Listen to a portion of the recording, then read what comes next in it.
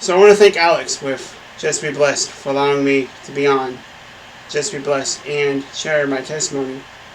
I want to share a little bit of a couple stories from my drinking experience when I could have got arrested, or should have got arrested. The first one is when I was about 23 or 22, I was visiting my mom in the town that was 15 minutes away from me via train.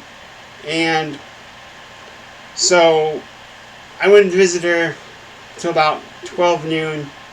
My train didn't come till about like 4 or 5 in the evening, or a little bit later. And so I had some time to kill. So at that time, me and my mom were sharing a dual bank account, and I left my wallet at the train station in the town I lived in. And so I borrowed my mom's card that was associated with my bank account. And so I had some hours to kill, so like there's nothing better to do but drink. So I was drinking till about an hour before my train came, and so I could sober up. And I was bar hopping, and so I stopped drinking about the hour before my train came, and I was waiting for my train to pull up. I crossed where the railroad, on the side of the train station where the train was picking me up. The train was pulling up, and I was talking to my friend Alan at the time.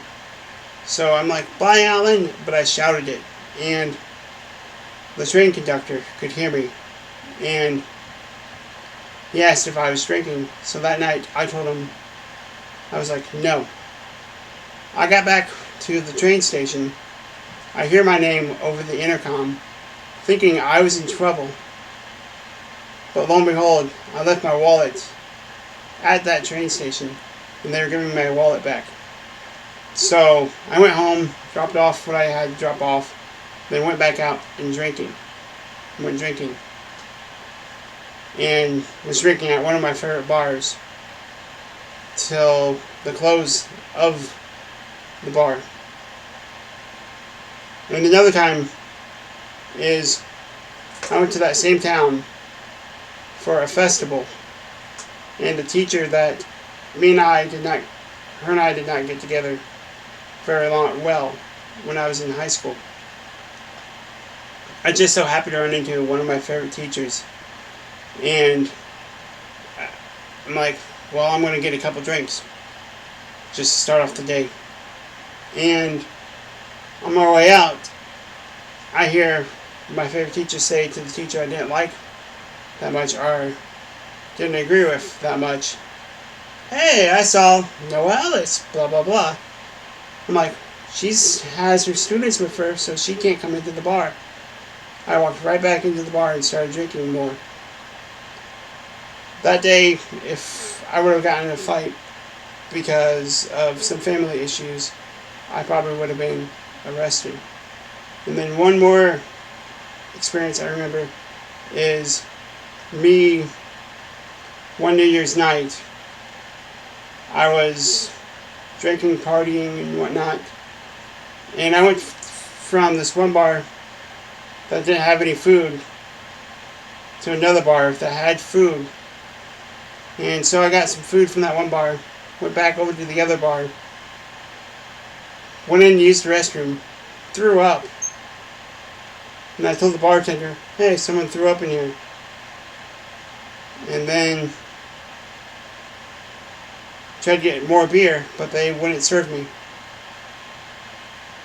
So I left that bar and went to another bar right down the street. Well, I was drinking and went outside and threw up because I was about ready to throw up. And right as soon as I got outside the door, I threw up, and then I walked right across the street, threw up. Then I looked up, and I seen a cop car go by that was already across the street. And I'm surprised that I should have been arrested, but I wasn't, because I threw up right in front of the cop. And by God's grace, I was not arrested in any of those times. And God was with me through my drunkenness. And like I said, alcohol is not the answer.